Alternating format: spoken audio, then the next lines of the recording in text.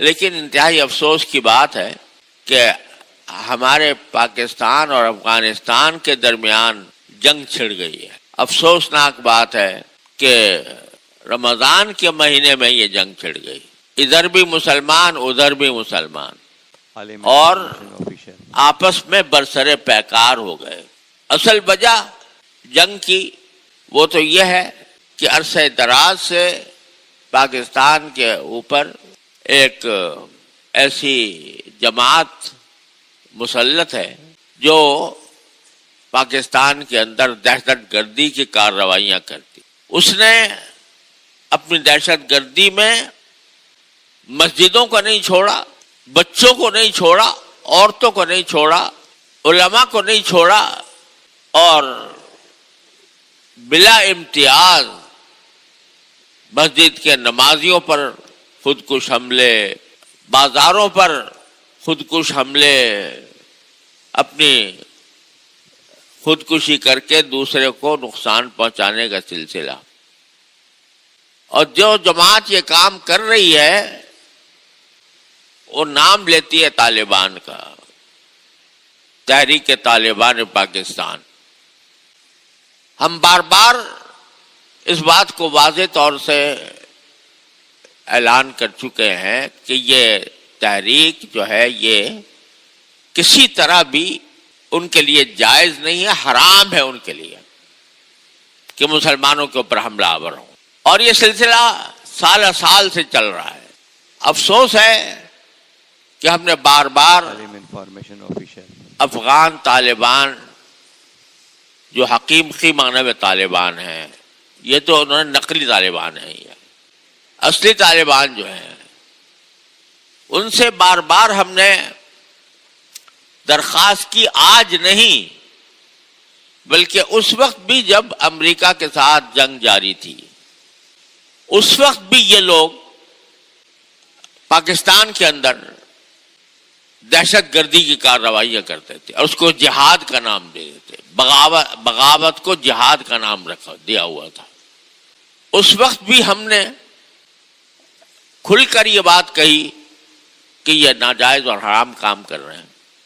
لیکن اور اس وقت ہم نے افغانستان کے طالبان سے، چونکہ ہمارے بہت اچھے قریب بھی روابط تھے، ہم نے ان کی حتی الامکان اپنے بس میں جتنا تھا امریکہ کے خلاف ان کی مدد کی اور ان کے ساتھ کھڑے ہوئے. اس وقت بھی ہم ان سے جب درخواست کرتے تھے کہ آپ یہ ایک مرتبہ یہ جو آپ کے بناوٹی طالبان ہے، تحریک طالبان پاکستان کے نام سے، آپ سے ان کا کوئی تعلق ہے یا نہیں ہے؟ تو وہ کہتے تھے کہ نہیں، ہمارا ان سے کوئی تعلق نہیں. تو ہم کہتے تھے ایک مرتبہ کم از کم آپ ان سے برات کا اظہار کر دیں، کیونکہ آپ کا نام استعمال کرتے ہیں. لیکن بار بار کہنے کے باوجود اور بار بار اس کا اقرار کرنے کے باوجود وہ انہوں نے اس زمانے میں ان سے برات کا اظہار نہیں کیا. یہ رویہ ان کا افسوسناک ہے جو چلا آ رہا ہے، اور اسی رویے کی بنیاد پر اب یہ تحریک طالبان پاکستان کرنے والے ٹی ٹی پی جس کو کہا جاتا ہے، یہ اپنا امیر المومنین انہی کو کہتی ہے اور انہی کا نام استعمال کرتی ہے، اور پھر انہی کی زمین سے ہمارے اوپر آ کر حملہ آور ہوتی ہے. یہ سلسلہ عرصہ دراز سے چلا آ رہا ہے. یہ ہمیں شکایت افغانستان سے مدتوں سے ہے، اب بھی ہے، لیکن اس شکایت کے لیے ہمارے نزدیک آپس میں جنگ کر لینا، جنگ ٹھان لینا، یہ کوئی اس مسئلے کا حل نہیں ہے. اس سے نہ پاکستان کا فائدہ نہ اس سے افغانستان کا فائدہ، اس سے صرف دشمنان اسلام کو فائدہ ہوگا. اور افسوس یہ ہے کہ یہ جنگ رمضان کے مہینے میں شروع ہو گئی. کس نے پہل کی، کس نے جواب دیا، اس بحث سے قطع نظر لیکن رمضان کے مہینے میں قرآن کہتا ہے، رسول کریم صلی اللہ علیہ وسلم فرماتے ہیں، کوئی دوسرا بھی تمہارے ساتھ جہالت کا برتاؤ کرے، لڑائی کرے، تو تم کو میرا روزہ ہے، میں اس وقت رمضان کے اندر تم سے لڑائی نہیں کروں گا. مگر یہاں رمضان کے اندر بھی چھڑ گئی ہے، تو انتہائی افسوس ہوتا ہے، اور ہونا یہ چاہیے تھا. میں آپ سے آج حقیقت بھی عرض کر دوں عالم انفارمیشن آفیشل کہ یہ جو فسادی گروہ ہیں، چاہے وہ ٹی ٹی پی کے نام سے ہوں، چاہے وہ داعش کے نام سے ہوں یا کسی اور نام سے ہوں، یہ ایسے گروہ ہیں کہ جن کے بارے میں سوائے اس کے کچھ نہیں کہا جا سکتا کہ یہ پاکستان جیسے ملک کو کمزور کرنے کے لیے کھڑے ہوئے ہیں. اگر یہ کہوں تو کچھ مبالغہ نہیں ہوگا کہ کھڑے کیے گئے ہیں. آپ اس بات کا نوٹس لیں کہ کل ہندوستان کا وزیر اعظم مودی عالم انفارمیشن اور اسرائیل کا وزیر اعظم نتنیاہو دونوں کی اسرائیل میں ملاقات ہوئی ہے، اور اسرائیل کی طرف سے نریندر مودی کو اسرائیل کا سب سے بڑا اعزاز دیا گیا ہے، اور دونوں کے درمیان یہ معاہدہ ہوا ہے. معاہدہ کیا ہوا ہے کہ ہم ایک مشترک فنڈ بنا رہے ہیں، اور اس فنڈ کے ذریعے ہم دونوں افغانستان کے اندر افغانستان کی مدد کریں گے پاکستان کے خلاف. کل ہی یہ معاہدہ، کل ہی اب پرسوں ایک آدھ دن کے اندر یہ معاہدہ ہوا. اب آپ اندازہ کریں افغانستان کی مدد کون کر رہا ہے؟ انفارمیشن آفیشل اسرائیل اور ہندوستان. ان کی مدد سے، مدد کیوں کر رہے ہیں؟ اسرائیل مدد کر رہا ہے، انڈیا مدد کر رہا ہے، افغانستان کی کر رہا ہے. کیوں کر رہا ہے؟ اس لیے کہ پاکستان ایک کھٹکتا ہے ان کی نگاہوں میں کہ اگر کسی وقت موقع آیا تو یہ ملک ہے جو ہمارا دشمن ہے، لہذا جو ہمارے دشمن کا دشمن بن جائے وہ ہمارا دوست ہے. یہ باقاعدہ اعلان ہو گیا ہے. تو بہرحال اس تمام تلخ حقیقت کے باوجود ہم یہ سمجھتے ہیں کہ پاکستان اور افغانستان دونوں کے لیے جنگ کسی بھی اعتبار سے فائدہ مند نہیں ہے. اس کا نقصان ہوگا، دونوں کو ہوگا.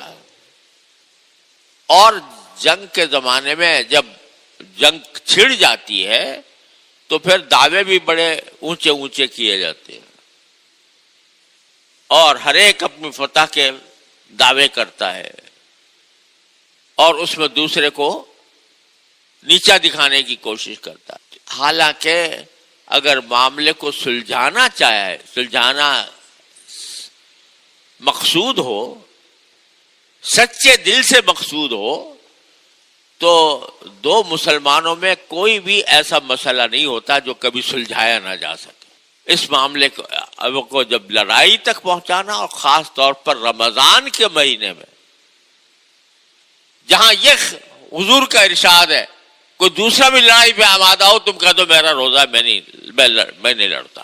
اس میں ایک دوسرے کے خلاف برسر پیکار ہو جانا، ایک دوسرے کے اوپر ہتھیار اٹھانا، ایک دوسرے کے ساتھ کہ جان کے دشمن ہو جانا، انتہائی افسوسناک ہے، انتہائی المناک ہے.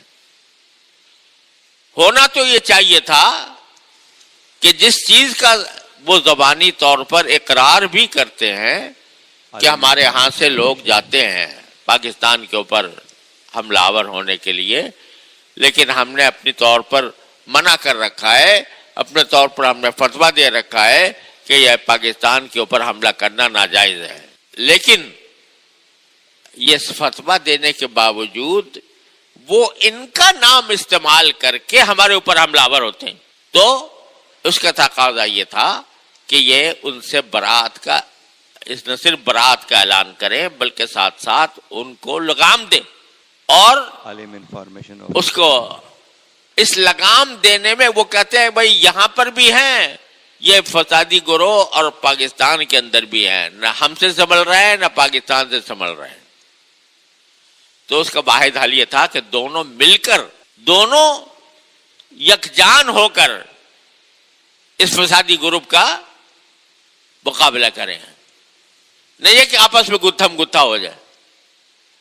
لیکن افسوس ہے کہ ابھی تک اس کے کوئی آثار نظر نہیں آ رہے۔ بہرحال بھائی، ہم جیسا آدمی جس کا کوئی اثر و رسوخ نہیں ہے، وہ سوائے افسوس کے اور سوائے اللہ تعالیٰ سے دعا کے اور کیا کر سکتا ہے۔ تو بھائی رمضان کے ساعتوں میں اس بات کی بھی دعا سب مسلمانوں کو کرنی چاہیے کہ مسلمان کا مسلمان سے لڑنا انتہائی مبغوض چیز ہے۔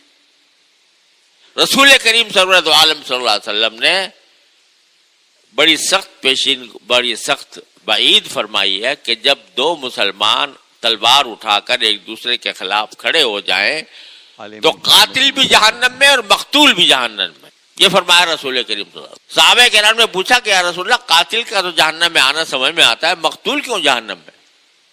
کہ مقتول اسے جہنم میں کہ وہ یہ ارادہ لے کر نکلا تھا کہ میں اس کو قتل کروں گا، مسلمان کو، وہ داؤ نہیں چلا اس کا، ورنہ اس نے اپنی طرف سے کوئی کسر نہیں چھوڑی تھی۔